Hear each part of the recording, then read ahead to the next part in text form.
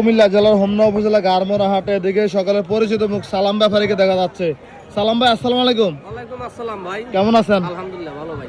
আজকে হযরতপুর থেকে এখানে হ্যাঁ, এই জায়গায় হাট করে দিও। হরদপুরে যা থাকে বেচার পরে কুড়ি চমনি কালকে হাট করছি, আজকে গারমোরা এই জায়গা 8টা মাল আছে।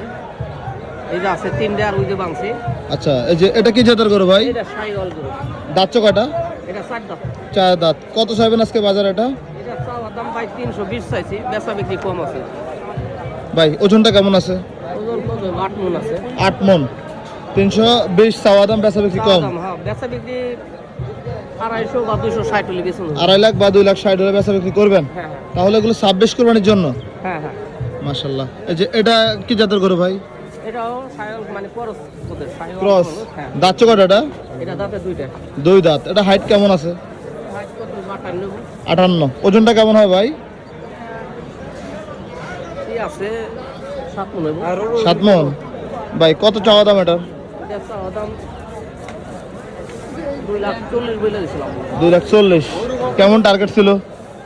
টার্গেট 2 হইলে বেচুন। 2 এর উপরে হলে বিক্রি করবেন। মাশাআল্লাহ। ওটা কি জাতের গরু সালাম ভাই?